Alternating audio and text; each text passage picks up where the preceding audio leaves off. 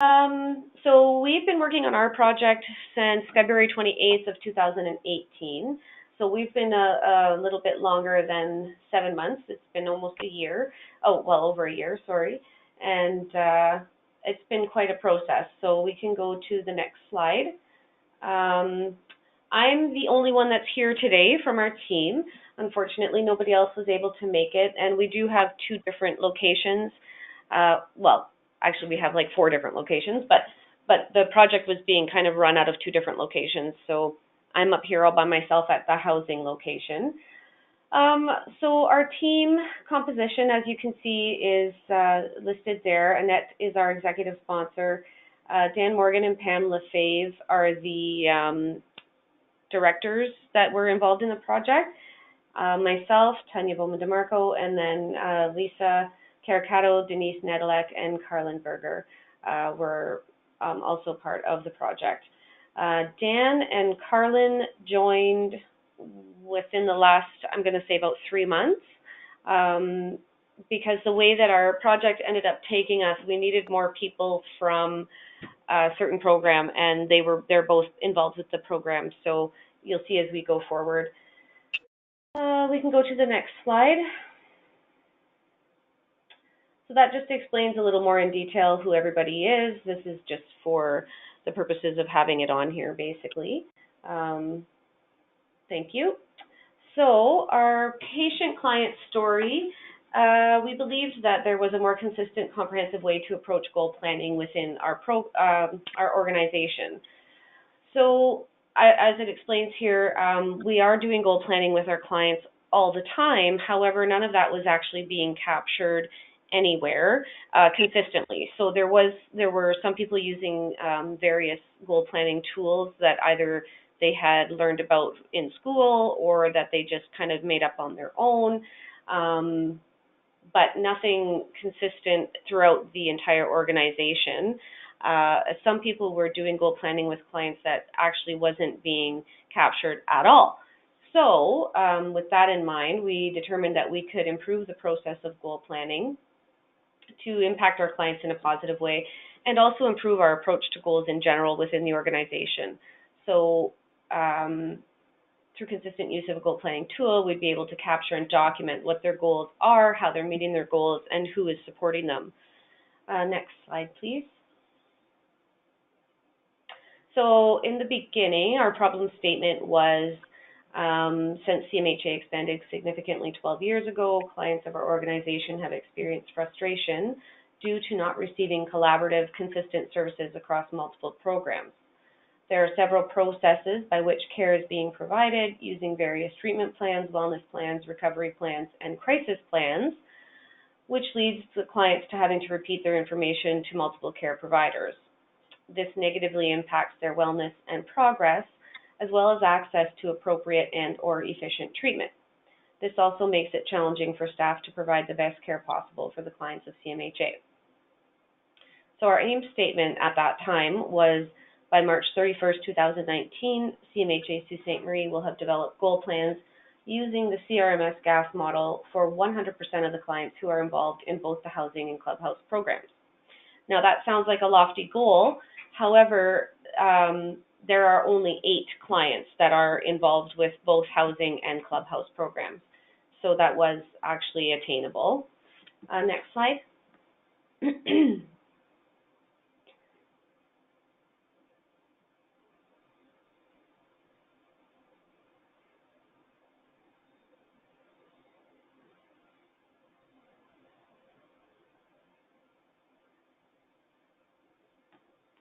Thank you. So our diagnostic journey, we used several tools. They were presented in our first report back, so I haven't included them here because I think that is accessible on the YouTube channel. I did include our process map, but we'll get to that in a second. So one of the things that we learned is that it is a largely unstructured organization, with goal planning being one of several things that aren't documented in an organized way. So what we determined from our diagnostic tools is that many staff would like to have more structure within the organization to recognize that clients' goals are being met, but however, they're not being captured nor celebrated when they are met. So, also from our, so that was from our fishbone that we learned that. When we did experience-based co-design with our clients and actually talked to them for a length of time, one of the things we learned was that clients do feel supported here at CMHA Sault Ste. Marie, and although sometimes the staff does not feel like we are doing a good job, the clients feel that we are doing a good job of providing assistance and guidance to them. One of the part of our problem statement was that we thought clients would actually not appreciate telling their stories multiple times. However, we did learn that the clients do enjoy repeating their stories multiple times. As you can see, it gives them an opportunity to reflect on their progress and also to change their goals slightly and review how they've been doing. So they actually really enjoyed and found that to be a helpful part of being here at CMHA, was to constantly review and go over their goals with different staff members. So this led us to change our problem statement to better reflect what we had learned and to help guide the change journey. So we can go to the next slide. So after we changed our problem statement, which I think is coming up, we decided to do a process map for both of the programs that were involved with the improvement project. I know it's really hard to see these pictures, but these are the process maps that we used in terms of how we did our goal planning with our clients at the two programs involved with the project, which is housing and the clubhouse program. So it's kind of hard to tell in the clubhouse picture, but there was a lot of stuff on the Post-its written down that wasn't being captured anywhere. So that's why it's kind of very messy and unstructured, because a lot of times it was just kind of individual as to the person that was working with the client. So each person would use their own goal planning tool or their own goal planning documentation. Sorry.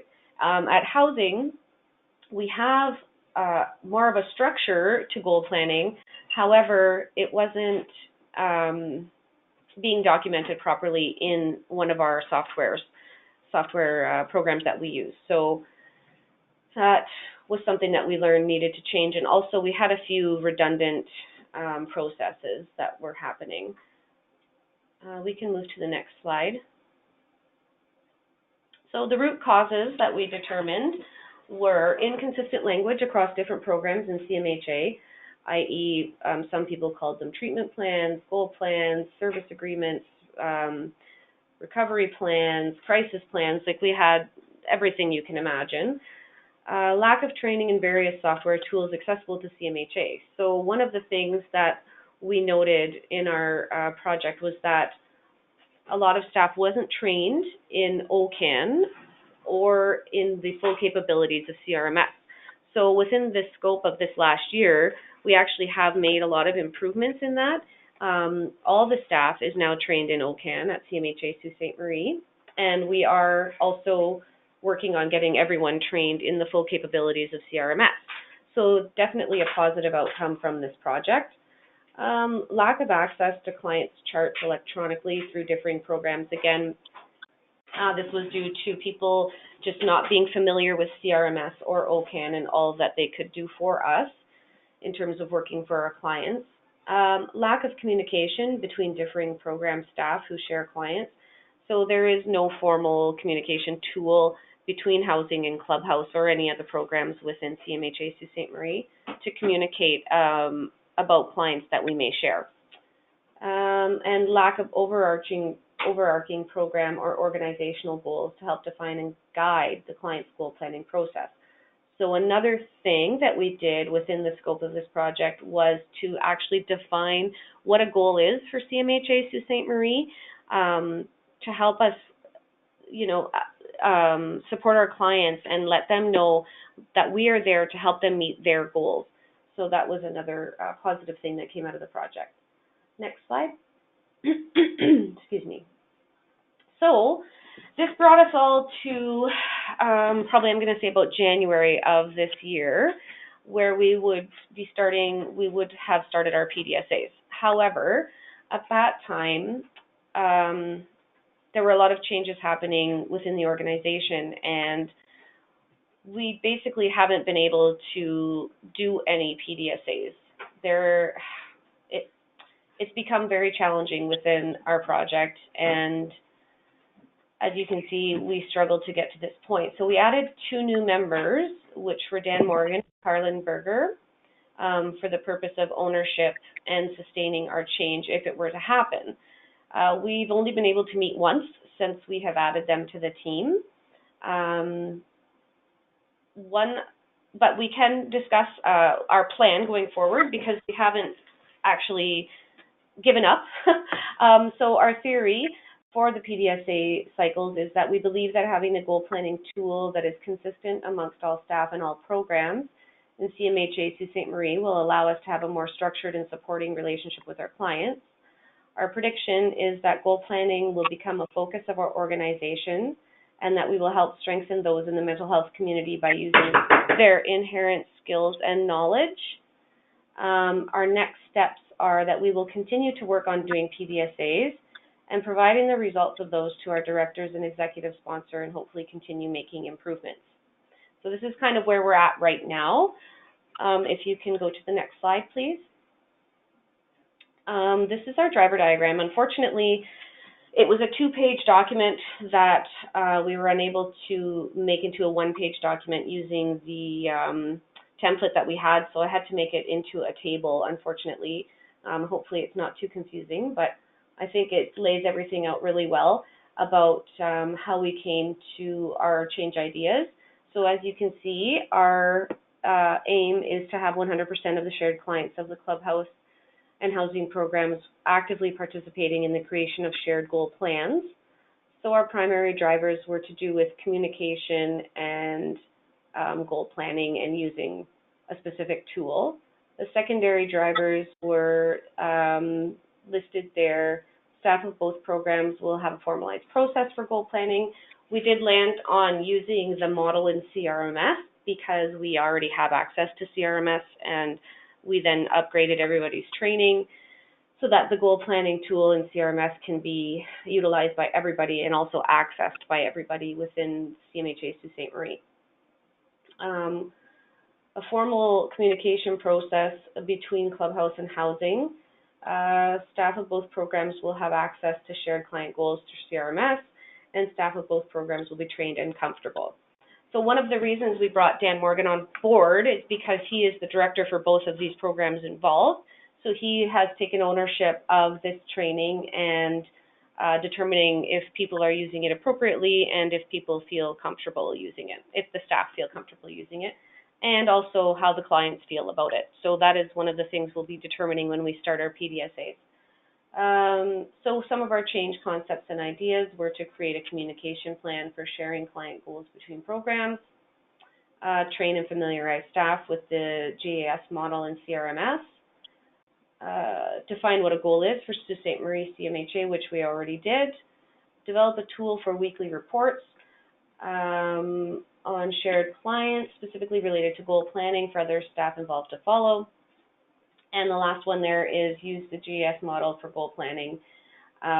We kind of fleshed that out quite a bit because that's basically where we landed and where we're going to be focusing our PDSAs. Can we go to the next slide, please? Excuse me. So, as we were just discussing, one of the change ideas was to use current software as embedded goal planning tool to complete goal planning with our clients. Our theory is that this will allow for several things. Access for both staff from both programs to the shared client's goal plan. This will also allow for communication between workers regarding goal planning with shared clients, as there is a communication tool within CRMS. It will allow for the director of the program to oversee goal planning and that it's being done well and appropriately. And a common tool or language to use for goal planning that will eventually lead to all CMHA staff using this tool. CMHA Sault Ste. Marie staff using this tool. How we will know if this has made an improvement is through surveying our clients and through accessing CRMS data that shows the goals being made, worked on, and assessed on a regular basis. The evidence will be data collected from CRMS and the clients.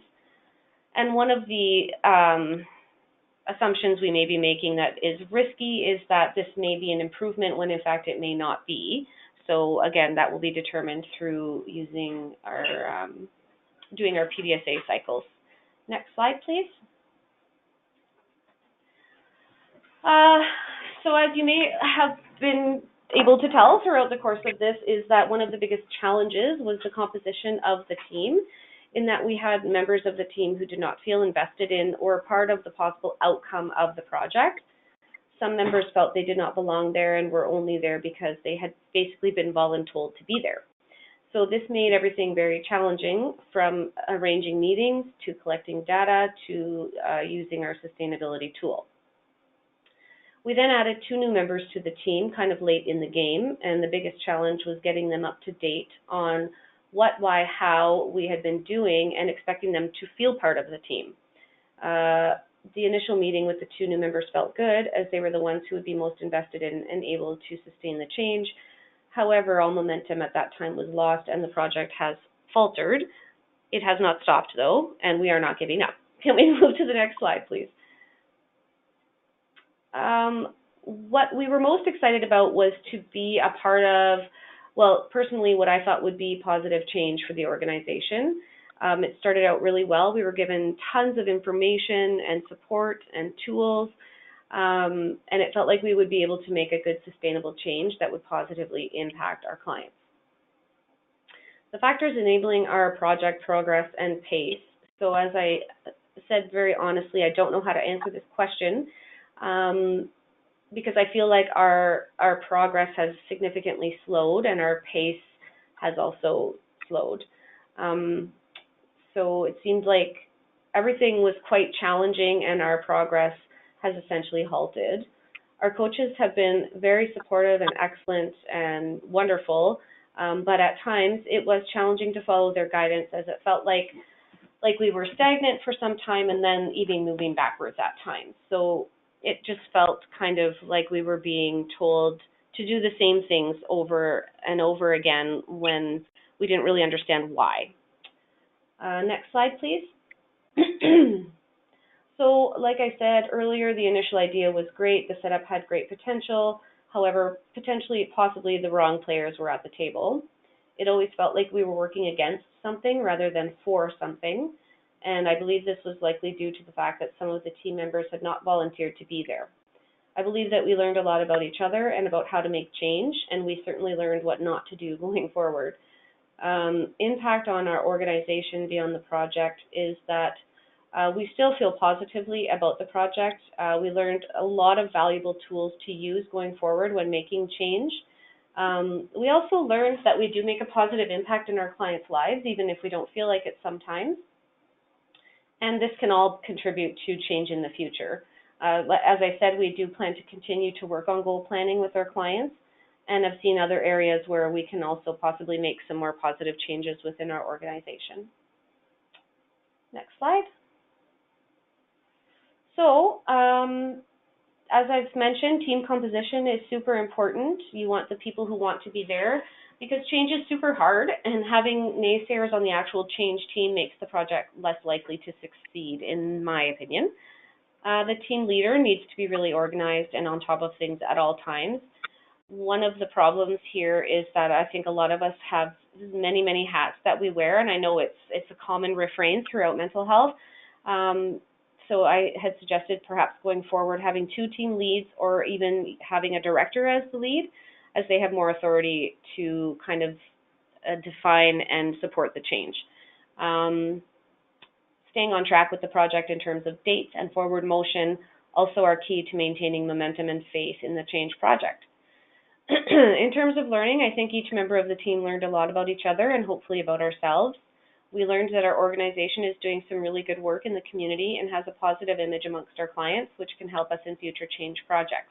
We also learned that we have a lot of clients who are interested in helping our organization grow and change, and we do plan to have some kind of client advisory board in the future. For myself personally, I learned that it takes more than just a positive attitude to make change happen. People have to be invested in the outcome, but also in the process. And I hope to continue to be involved in quality assurance within CMHA Sault Ste. Marie and to share all I've learned in upcoming change projects. So this has only whetted our appetite for more positive change within the organization. I think that's the last slide, but yes. So thank you, and good luck to everybody.